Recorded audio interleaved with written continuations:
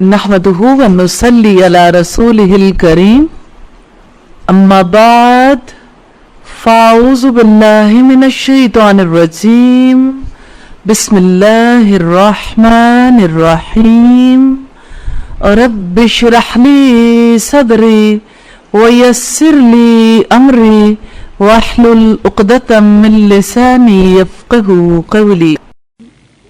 یہ animal level ہے. ہم محض جسم نہیں رکھتے، ہماری عقل بھی ہے اور ہماری روح بھی. ہمارا دین ہمیں یہ بتاتا ہے کہ کس طرح سے ہماری فکر کام کرے گی، کیسے ہماری روح اس سے اثر قبول کرے گی، اور ہمارا جسم جو ہے وہ ان دونوں کے ہم آہنگ ہونے کی وجہ سے تیسرا وہ بھی ساتھ ہم آہنگ ہو جائے گا. آپ مجھے یہ بتائیے کہ نبی صلی اللہ علیہ وسلم کی امت کا نام کیا ہے؟ پہلی کتابوں میں کیا نام آیا؟ حمادون، سب سے زیادہ اللہ کی حمد بیان کرنے والے. اس کا مطلب ہے کہ رسول اللہ کی امت سب سے زیادہ فکری پختگی رکھتی ہے پہلی قوموں کے مقابلے میں، کہ وہ اپنی عقل کا بہترین استعمال کرنے والے بن گئے. حقیقت یہ کہ رسول اللہ صلی اللہ علیہ وسلم نے بڑا لاجیکل دین سکھایا ہے. ہر ایک چیز کی لاجک بتائیے. اللہ کی کتاب میں اور اللہ کے رسول صلی اللہ علیہ وسلم کے احکامات میں کوئی ایسی چیز نہیں ہے جہاں پر ہمارے لیے یہ واضح نہ کیا گیا ہو کہ آپ نے کیا کام کرنا ہے اور کیوں کرنا ہے. تو یہ اسلام از دا وے. اسلام لائف سٹائل ہے. اسلام ہمیں یہ بتاتا ہے کہ ہم نے زندگی کا کوئی بھی کام کرنا ہے تو ہماری عقل میں کیا بات ہو، کیا دلیل ہو، ہماری روح کی اس وقت کیا کنڈیشن ہو، اور ہماری باڈی اس وقت پہ کیا کر رہی ہو. نماز اس کی بہترین صورت ہے. یعنی ان چیزوں سے ہم سمجھ سکتے ہیں، لیکن میں نہیں سمجھتی صرف نماز کی بات ہے. زندگی تو ملی ہے اللہ تعالیٰ کے لیے، جیسا کہ قرآن حکیم میں آتا ہے قل ان صلاتي ونسكي ومحياي ومماتي للہ رب العالمین.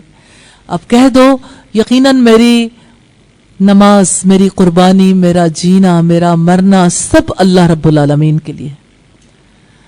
تو یہ زندگی تو رب نے عطا کی ہے نا، اللہ رب العالمین کے لیے یہ زندگی. تو اللہ رب العالمین نے زندگی گزارنے کے جو طور طریقے سکھائے اس میں ہمارے اپنے لیے نفع ہے الحمدللہ. تو ہم زندگی کے تمام اعمال کا جائزہ اسی اعتبار سے لیں گے انشاءاللہ تعالی. جیسے ہم نے عبادات سے، اذکار سے، دعاؤں سے شروع کیا، لیکن ہم اس کو اپنے تعلقات میں بھی دیکھیں گے، حقوق و فرائض میں بھی، ہم اسے آداب میں بھی اور اخلاق میں بھی دیکھیں گے، ہم اسے اپنے برتاؤ کے ہر اینگل سے دیکھیں گے انشاءاللہ تعالیٰ کہ اللہ تعالیٰ کی دی ہوئی تعلیم ہمارے لیے کس طرح سے مفید ہے. لیکن سب سے پہلے ہماری اپنی ذات ہے، اور ہماری ذات میں آج ہم جو بات چیت کر رہے ہیں وہ خواتر کے حوالے سے ہے. خواتر سے مراد وساوس. حافظ ابن قیم لکھتے ہیں، اور یہ بات امام غزالی نے بھی احیاء علوم الدین میں لکھی ہے، کہ ابلیس جب انسان کے دل کے اندر ایک خیال ڈالتا ہے، اور یقیناً وہ برائی کا خیال ہوتا ہے، تو وہ چھپ کے دیکھتا ہے کہ کسی نے اس بات کا کیا اثر قبول کیا. پھر جب وہ دیکھتا ہے کہ بندے کو تو فیل بھی نہیں ہوا، تو وہ دوبارہ وسوسہ ڈالتا ہے. پھر وہ دیکھتا ہے کوئی ابھی بھی اثر نہیں ہوا، پھر وہ تیسری بار وسوسہ ڈالتا ہے. پھر وہ دیکھتا ہے کہ ابھی بھی اثر نہیں ہوا، چوتھی بار وسوسہ ڈالتا ہے. اور بالآخر یعنی اس کو محسوس ہوتا ہے کہ اس کو کوئی فرق پڑنے والا نہیں، تو وہ پھر وسوسے کی فلم ہی چل نکلتی. یعنی جیسے ایک فلم دیکھتے ہیں آپ، تو اس میں یوں نہیں ہوتا کہ ایک پکچر آئی، پھر دوسری آئی، پھر تیسری آئی، بلکہ یہ کہ موونگ ہوتی ہے نا، ایک کے بعد ایک. حالانکہ اگر آپ اسے اصلی شکل میں دیکھیں، جیسے کوئی مووی ایڈٹ بھی ہوتی ہے نا، تو وہ پکچرز ہی کی فارم میں ہوتی ہے، لیکن چلتی تیزی کے ساتھ. تو جو لوگ ایڈیٹنگ کرتے ہیں تو وہ اس کو اس کے ریئل فارمیٹ پہ لا کے اس کی پکچرز میں سے اس کو ایڈٹ کر دیتے ہیں. تو یہ جو ابلیس کی جانب سے خیالات ڈالے جاتے ہیں وہ بھی اسی طرح سے. کمیونیکیشن کے میدان میں یہ کہا جاتا ہے کہ جیسے ایک انسان جب کوئی بات کرتا ہے تو دوسرے کے برین تک جب تک وہ پہنچتی ہے تو یہ پیکیجز کی فارم میں ڈیٹا ٹرانسفر ہوتا ہے. یعنی ایک پیکٹ ہے، دوسرا ہے، تیسرا ہے.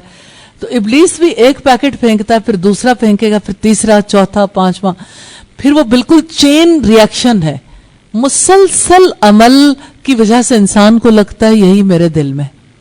حافظ ابن قیم کہتے ہیں کہ جب اتنے زیادہ وسوسے اکٹھے ہوتے ہیں تو وہ خیال بالآخر انسان کے ذہن کے ساتھ چپک جاتا ہے. پہلی سٹیج پہ صرف ایک وسوسہ آیا، دوسری سٹیج پہ پوری طرح سے گھومنے لگ گیا، تیسری سٹیج پہ اب یہ چپک گیا. اب یہ چپکنے کا معاملہ ایسا نہیں ہے جیسے کوئی سٹیکر چپکا ہوا ہو تو آپ اسے اتار دیں. دل کے اندر اس کی مثال یوں ہے جیسے قرآن حکیم میں آتا ہے نا، وَأُشْرِبُوا فِي قُلُوبِهِمُ الْعِجْلَ، ان کے دلوں میں بچھڑے کی محبت پلا دی گئی. ایسا لگتا ہے جو چیز انسان پی لیتا ہے تو وہ اس کے وجود کا حصہ بن جاتی ہے نا، تو یہ خیال بھی وجود کا حصہ بن جاتا ہے. جب انسان کے اندر وہ چسپاں ہو جاتا ہے وہاں سے خواہش جنم لیتی ہے. ڈیزائرز کیسے پیدا ہوتی ہیں؟ ڈیزائرز انسان کے اندر نہیں ہوتی. عجیب سی بات نہیں لگتی؟ ایسے لگتا ہے بالکل ہمارے دل کے اندر کی بات. ڈیزائر سے پہلے کا عمل باہر کا ہے. ابلیس یا ابلیس کے ایجنٹ اس عمل کو پیدا کرتے ہیں. اب جس وقت یہ عمل ہوتا ہے تو انسان کے دل کے اندر بات چسپاں ہوتی ہے، پھر اس کے اندر خواہش جنم لیتی ہے. اب پہلا پروسیجر ہو گیا خیال کے چسپاں ہونے کا، حافظے کا حصہ بن جاتا ہے نا، انسان یاد ہی کرتا رہتا ہے ہر وقت. اب یہ خواہش آ گئی دوسری سٹیج. تیسری سٹیج خواہش سے ارادے تک کی ہے. یہی خواہش جو ہے انسان کے اندر سر ابھارتی جاتی ہے، بالآخر انسان اس کام کا ارادہ کر لیتا ہے جو خواہش کروانا چاہتی ہے، جس کا انسان ارادہ کرتا ہے. اب یہ 3-4 سٹیجز ہیں. پہلی سٹیج کیا ہو گئی؟ حافظے میں خیال کا چسپاں ہو جانا، خواطر. دوسری سٹیج کیا ہے؟ خواہش. تیسری سٹیج ارادہ. اور چوتھی سٹیج کیا ہے؟ عمل. ارادے سے عمل وجود میں آتا ہے. تو یہ برا عمل ہے، یہ کس طرح سے وجود میں آیا؟ اب اس میں زیادہ تر تعلق کس چیز کا ہے؟ انسان کی عقل کا، یا انسان کے جسم کا، یا اس کی روح کا، اس کے قلب کا؟ دل کا تعلق ہے. دل بگڑتا ہے ابلیس کے وسوسے سے، خواطر سے دل فاسد ہو جاتا ہے. اب آپ دیکھیں کہ کوئی دل ایسا ہے جو خواہشات سے بھرا ہوا ہے، شہوات سے بھرا ہوا ہے، اور کوئی دل ایسا ہے جو شبہات سے بھرا ہوا ہے. اس کا مطلب ہے کہ ابلیس کبھی کسی کی ڈیزائرز ابھارتا ہے، اور ابلیس کبھی کسی کے اندر شکوک پیدا کر دیتا ہے. دنیا میں 2 طرح کا ذہنی اور قلبی بگاڑ آتا ہے.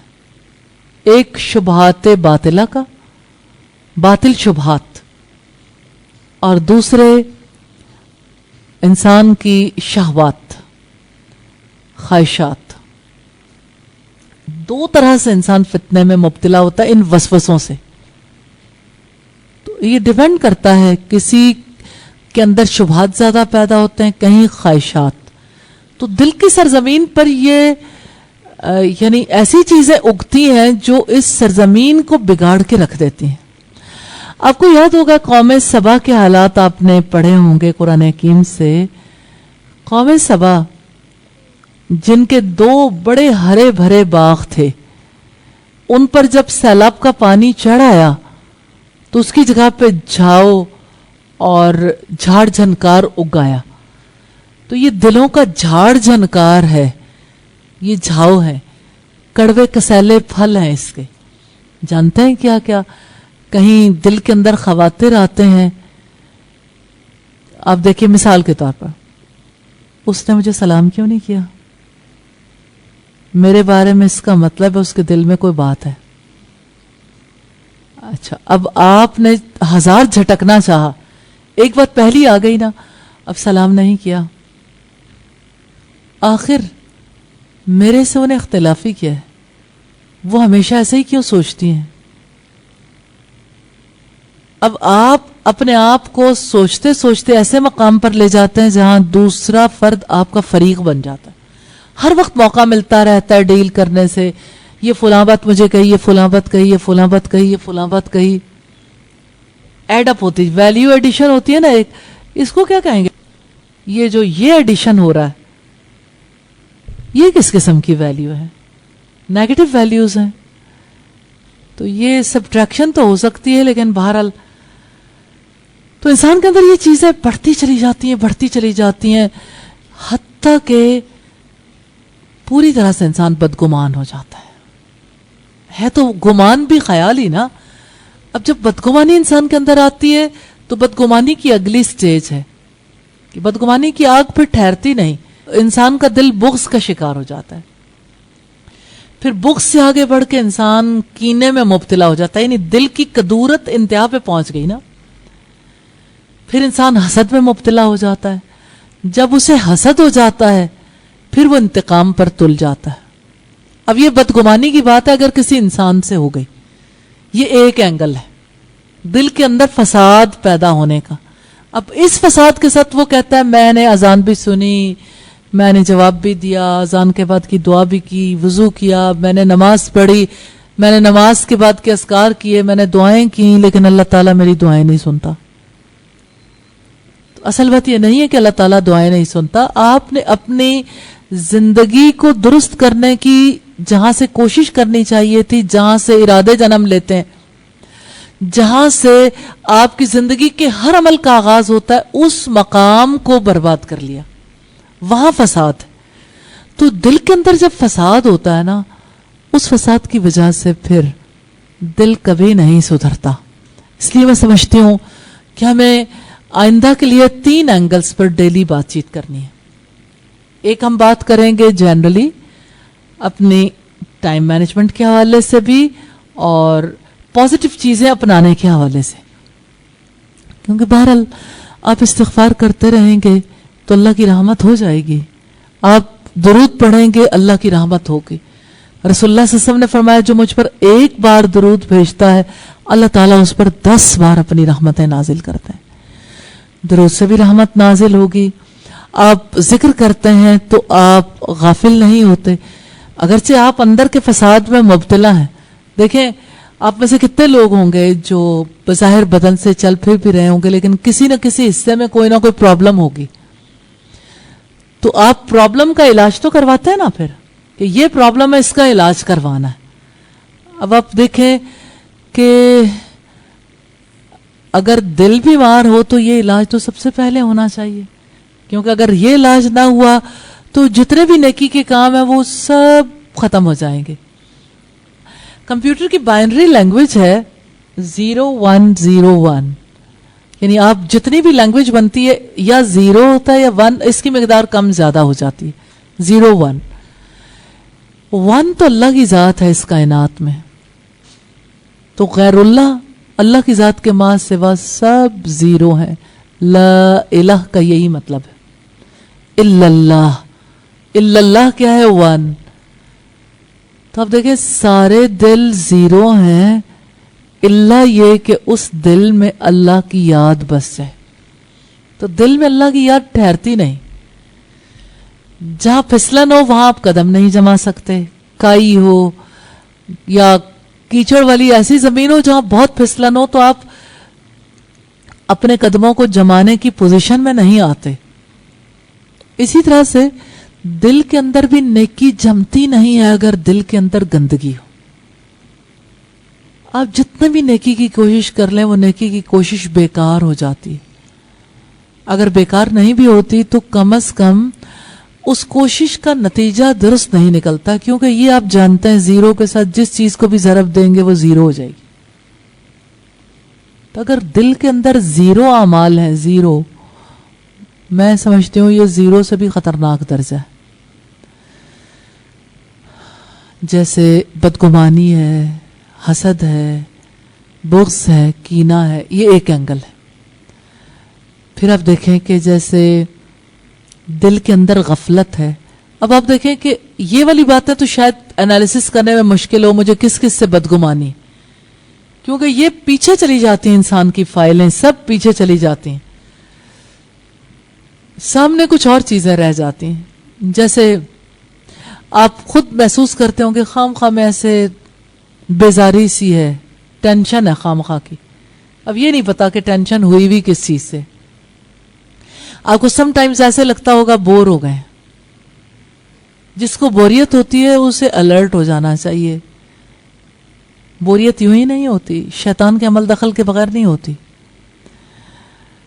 اچھا، جس کو یہ لگتا ہے کہ کہیں جی نہیں لگتا، کسی مقام پر بھی جی نہیں لگتا، اس کو بھی جان لینا چاہیے اس کے دل پر بھی کافی کام ہوا ہے. تو کوئی ایسا ہے جو کہتا ہے میرا کسی کام کے کرنے کو جی نہیں چاہتا، ابھی نہیں، یہ کام بھی نہیں، وہ کام بھی نہیں، ہو جائے گا، ٹھیک ہے. یا اسی طرح سے اس کے سامنے جو بھی معاملات ہوں وہ غافل رہتا ہے. تو غفلت دل کی بہت بڑی بیماری ہے. یہ غفلت ابلیس کے انٹریکشن کے بغیر نہیں ہوتی. غفلت کا اصل سبب ابلیس کا دلوں کے اندر وسوسے ڈالنا ہے اور انسان کا وسوسے قبول کرنا ہے، اور یہ مسلسل عمل ہے جس کے بعد انسان غافل ہو جاتا ہے. کیا آپ مجھے کوئی ایسی حدیث بتائیں گے جس کے نتیجے میں کسی کی غفلت دور ہو سکتی ہو؟ تلاوت کے حوالے سے، نماز میں تلاوت، کتنی آیات کی تلاوت ہو تو دل غافل نہیں رہتا، اس کا شمار غافلوں میں سے نہیں ہوگا. جی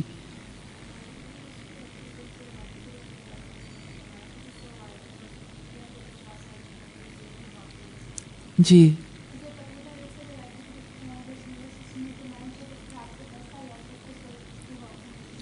اچھا، کوئی اور جو رات کو 100 آیات پڑھ کے سوتا ہے اس کا دل غافلوں میں شمار نہیں ہوتا. اس کا مطلب ہے کہ یہ دل کو زندہ کرنے والی کتاب ہے. تو کتاب سے بے تعلقی کی وجہ سے انسان غافل ہو جاتا ہے، پھر شیطان اس پہ عمل دخل کرتا ہے. تو یہ خواطر ہیں، یہ خیالات ہیں جو انسان کو کہاں سے کہاں پہنچا دیتے ہیں. تو غفلت ایک بیماری ہے. غفلت کی وجہ سے انسان پر سستی طاری ہو جاتی ہے. آپ اپنا ٹائم آرگنائز کیوں نہیں کر سکتے؟ سستی. آپ سادہ سی بات کہہ دیتے ہیں سستی ہے، یا آپ کہتے ہیں بس دل نہیں چاہتا، یا مجھ سے ہوتا نہیں، یا بڑا مشکل لگتا ہے، میں بوجھل ہو گئی ہوں. تو آپ کو بوجھل کس نے کیا؟ خود ہی تھوڑی ہو گئے. بوجھل کرنے والے نے تو اپنا کام کر دیا اور آپ نے اپنے آپ کو اس کے اکھاڑے کے طور پر پیش کر دیا کہ آؤ میرے دل پہ، میرے دل کو جس طرح چاہو آپ استعمال کر لو. تو یہ ایسا لائف سٹائل ہے جس میں سب سے زیادہ ضرورت دلوں کی پاکیزگی کی ہے، پھر زندگی کی پاکیزگی ہے. تو اس کے لیے انشاءاللہ تعالی ہم کل سے باقاعدہ طور پر ایک سیشن رکھیں گے جس میں ہم دل کی پاکیزگی پہ بات کریں گے. میں نے آپ کے سامنے 3 اینگل رکھے ہیں ابھی تک. ایک دل کی عبادات رکھی ہیں، دوسرے میں نے رکھا ہے کہ دل کو بگاڑنے والے عوامل کون سے ہیں، جیسے شہوات ہیں، یا اسی طرح سے غفلت ہے، اور اسی طرح سے اور بھی بہت ساری چیزیں، دنیا کی محبت بھی ہے، اور بھی بہت ساری چیزیں. لیکن اس کے لیے میں نے جس چیز کو بنیاد بنایا وہ خواطر ہے. یہ تیسری بات ہے، خواطر. خیالات کی وجہ سے کس طرح سے انسان زندگی کی تباہی کی طرف چلا جاتا ہے. یہ تینوں امور دل سے متعلق. لیکن میں اب جو ایک اور بات آپ کے سامنے، ایک اور اینگل رکھنے لگی ہوں، وہ انسان کی عقل ہے، لاجک. جو شبہ ہے نا وہ عقل کو لاحق ہوتا ہے، اور جو خواہش ہے اس کا تعلق قلب سے ہوتا ہے. اگرچہ شبہ دل کو پریشان کرتا ہے لیکن عقلی بیماری ہے بیسیکلی. باطل شبہات میں جو مبتلا ہونا ہے نا، اس کا تعلق عقل سے. کسی انسان کے پاس عقل زیادہ ہے، کسی انسان کے اندر جذبے جواں ہیں، کوئی ایموشنلی سٹرونگ ہوتا ہے، کوئی لاجیکلی زیادہ سٹرونگ ہوتا ہے. جو جس میدان میں سٹرونگ ہوتا ہے ابلیس اس کو اسی میدان میں گھیرنے کی کوشش کرتا ہے. تو ہم انشاءاللہ تعالیٰ اس چیز پر بھی بات کریں گے کہ ایک انسان کی عقل کن کن چیزوں سے متاثر ہوتی ہے، عقل خراب کیسے ہوتی ہے، اور عقل کی درستگی کے لیے کیا کام کرنے کی ضرورت ہے. عقل کی حفاظت کے لیے جیسے نشہ آور چیزوں سے حفاظت ضروری ہے، اسی طرح سے عقل کی حفاظت کے لیے یعنی وہ چیزیں جو عقل کو خراب کرتی ہیں، عقل کو فاسد کر دیتی ہیں، جیسے میوزک، اس سے اجتناب ضروری ہے. اور عقل کی حفاظت کے لیے باطل نظریات سے بچنا بھی ضروری ہے. تو تیسری چیز آ جاتی ہے باڈی، کیونکہ باڈی، مائنڈ اینڈ سول، اس کے حوالے سے ہم ایک پیکج بنائیں گے اور ان کے اوپر انشاءاللہ تعالی بات چیت کرتے جائیں گے. تو جیسے انسان کا جسم ہے، تو جسم کی کون سی چیزیں ہیں جو ہماری زندگی کی کوالٹی کو بہتر کرتی ہیں؟ تو اس میں سب سے پہلی چیز جیسے طہارت آ جاتی ہے، پھر اسی طرح سے جسمانی صفائی، یعنی ایک تو ہے پاک کرنا، دوسرا جسمانی صفائی ستھرائی ہے. اسی طرح سے جیسے رسول اللہ صلی اللہ علیہ وسلم کس طرح سے اپنے آپ کو پاک اور صاف رکھتے تھے، اپنے بال کیسے بناتے تھے، اپنے لباس کو کس طرح کا رکھتے تھے، اپنے بدن کو کس کس طرح سے کیسے صاف رکھتے تھے. ان کو کہتے ہیں کہ رسول اللہ صلی اللہ علیہ وسلم بہت سادہ غذا کھاتے تھے، اس میں کوئی شک نہیں، لیکن بڑی انرجیٹک ڈائٹ لیتے تھے، بہت قوت والی غذا. اس کی مقدار بہت زیادہ نہیں ہوتی تھی لیکن قوت دیتی تھی. جیسے آپ کو مشروبات میں سے شہد کا مشروب پسند تھا، آپ کو کھجور بہت پسند تھی، اور آپ اللہ کی ساری نعمتوں کو پسند کرتے تھے. آپ انجیر بھی بہت شوق سے کھاتے تھے، اور اسی طرح سے آپ صلی اللہ علیہ وسلم کی طب سے ہمیں پتہ چلتا ہے کہ آپ نے ہیلتھ کے لیے کتنا زیادہ کام کیا. تو بیسیکلی یہ ہماری زندگی کی ہیلتھ ہے، یعنی جیسے اسپرچول ہیلتھ ہے نا، اسی طرح سے ہماری مینٹل ہیلتھ ہے، ایسے ہی ہماری فزیکل ہیلتھ ہے. تو یہ ہیلتھ پہلی سٹیج ہے کہ آپ کیور کے لیے کام کریں، پھر کیئر کے لیے. تو کیور سے کیئر تک کس طرح سے ہمارے دین نے، اللہ رب العزت نے، نبی صلی اللہ علیہ وسلم نے طریقہ کار اختیار کیا، انشاءاللہ تعالی کل سے ہم اسے دیکھیں گے. اس وقت کوئی بھی سوال کرنا چاہیں تو سوال کر لیں. کوئی سوال لائف سٹائل مینجمنٹ کے حوالے سے؟ اب یہ 3 طرح کا کام آپ کا شروع ہو جائے گا. ابھی تک تو آسان کام تھا، اب تھوڑی سی کمپلیکیشن آ گئی، تھوڑی سی، اتنی زیادہ نہیں ہے. لیکن جب ہم اسے پریکٹیکلی دیکھیں گے نا، ہم اسے لائف میں لانا شروع کریں گے، یہ چیز کیسے خالص کرنی، یہ کیسے، یہ کیسے، یہ، پھر وہ بہت آسان ہو جائے گا، کیونکہ وہ ساری الجھنوں کا حل ہے انشاءاللہ. لیکن پہلے ہم اسے تھیوریٹیکلی دیکھیں گے اور ساتھ ہی ہم اس کی پریکٹیکل ایگزامپلس دیکھتے جائیں گے. جی کوئی بات پوچھنا چاہیں؟ جی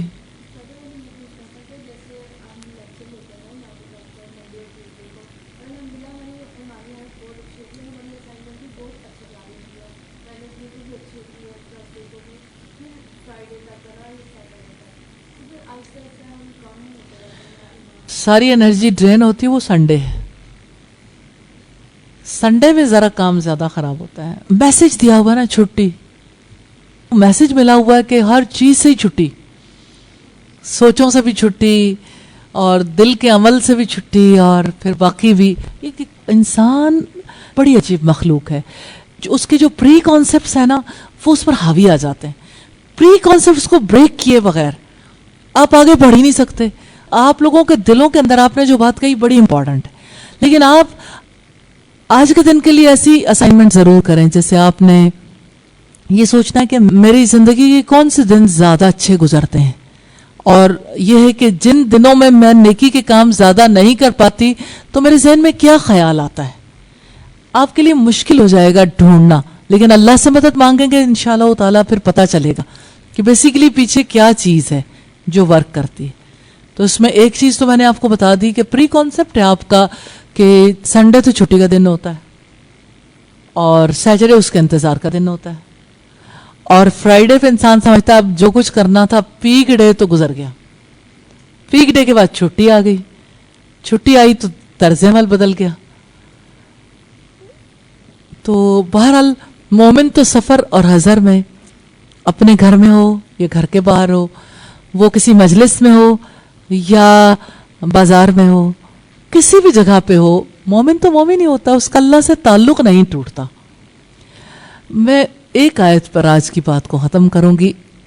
रब्बुल इज्जत ने फरमाया वमन यअतसिम बिल्लाहि फ़क़द हुदिया इला सिरातिम मुस्तक़ीम, जिसने अल्लाह को मजबूती से पकड़ लिया उसे सीधा रास्ता दिखा दिया गया। वमन यअतसिम बिल्लाहि, एतसाम बिल्लाह जरूरी है, फ़क़द हुदिया इला सिरातिम मुस्तक़ीम। अब अल्लाह को पकड़ने की बात जानते हैं कैसे? जिक्र से पकड़ लें। ये मैंने आपको पहले नेटवर्किंग करनी सिखाई ना, कि आप नमाजों के औकात को इधर मिस नहीं करें। अभी इब्तिदा में आपको लगेगा इतना ज़्यादा फ़र्क नहीं पड़ा, लेकिन अभी आप इसको रास्ते खोल लेने दें अच्छे तरीके से। हम इसको 3 एंगल से ठीक करेंगे इंशाल्लाह। हमने अभी तक जो बातचीत की है वो बातचीत सिर्फ आपकी आदत पुख्ता करने के हवाले से। अभी हमने लॉजिकली बहुत सारी चीज़ों को नहीं देखा, हमने स्पिरिचुअली जो आपके ऊपर असरात मुरत्तब होने उसको नहीं देखा, हमने इसके बारे में आपकी बॉडी को क्या फ़ायदा होगा, आपकी हालात कैसे बदलेंगे, सारी चीज़ों को नहीं देखा। लेकिन हम जब सुबह शाम के अस्कार भी देखेंगे तो हम आपको, मैं ये समझती हूँ हम इसको लॉजिकली सीखेंगे और स्पिरिचुअली सीखेंगे। तो इसके लिए फिर ऐसा, यानी वो जो आपका करने वाला काम है ना, याद करने वाला, वो कर लें इस वीक में इंशाअल्लाह ताला। आपकी टीचर आपको करवा रही है ना अल्हम्दुलिल्लाह, तो आप उसे याद कर लेंगे। फिर हम उसको इस स्टैंडर्ड पे लेके आएंगे कि आपने इस चीज को पढ़ते हुए क्या सोचना है। अगर आप इस्लाह के 7 रंग में देखें तो नमाज के बारे में आपको एक तरीकाकार समझाने की कोशिश की गई कि आपने जब नमाज से पहले वजू करना है, हाथ धोते हुए क्या सोचना है, कुल्ली करते हुए क्या बात जहन में रखनी है। अच्छा, ये कोई आसानी से थोड़ी जमती हैं चीज़ें जहन में। हर वक्त आप डिस्कशन नहीं करेंगे तो आपके जहन में नहीं रहेगा, इसलिए आपस की डिस्कशंस बदलें, गुफ्तगू बदल दें। अगर जिंदगी बदलना चाहते हैं तो अपनी बातें बदल दें। आपकी बातें वही रहें तो आपकी सोचें भी वही रहेंगी। गुफ्तगू बदलनी ज़रूरी है, और गुफ्तगू बदलने के लिए जाहिर है कि हर वक्त तवासो बिल हक़ और तवासो बिल सब्र ज़रूरी। आप एक दूसरे को हदीस सुनाएं इस बारे में, जो काम आप करना चाहते हैं उसके बारे में मोहब्बत के साथ अहादीस याद करवाएं। और एक इल्मी माहौल में रहना, और जैसे क्लास में तो एक ख़ास माहौल होता है, लेकिन जैसे आपकी इनफॉर्मल सेटिंग्स होती हैं, आप कैफ़े पे बैठे हैं या आप हॉस्टल में कहीं बैठे हैं या आप अपने घर में कहीं बैठे हैं, तो वहाँ पर भी एक लाइट वे में उन चीज़ों को डिस्कस करना बड़ा ज़रूरी है। यादों भरी ज़िंदगी गुजारें, यादें मेमोरीज में लेके आएँ। तो अगर आपकी मेमोरी में ये चीज़ नहीं आएगी, अगर आप ब्लॉक लगा लेते हैं अच्छी यादों के लिए, तो जाहिर है कि फिर आपकी ज़िंदगी भी नहीं बदलती। याद बहुत बड़ी चीज़ है। आपके मोबाइल में मेमोरी कार्ड है? मेमोरी कार्ड कहाँ कहाँ लगता है? मेमोरी, कंप्यूटर की कोई मेमोरी होती है? मेमोरी होती है। आपके मोबाइल की भी मेमोरी है। और किस चीज़ की मेमोरी होती है जी? जी, इंसान की भी मेमोरी होती है, ठीक है।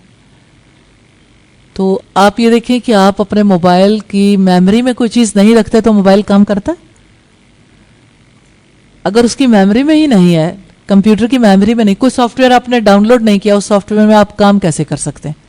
ये भी आप सॉफ्टवेयर समझ लें। नमाज का एक सॉफ्टवेयर है या अज़कार का है, तो आप उसको अपनी ज़िंदगी में लाना चाहते हैं। अगर आप उसको डाउनलोड नहीं करेंगे, सबसे पहले डाउनलोड तो कर लें, फिर हम उसके ऊपर वर्क भी करेंगे इंशाल्लाह। ठीक है। सुब्हानकल्लाहुम्मा व बिहम्दिका नशहदु अल्ला इलाहा इल्ला अंता नस्तगफिरुका व नतूबु इलैक। अस्सलामु अलैकुम व रहमतुल्लाहि व बरकातुहू।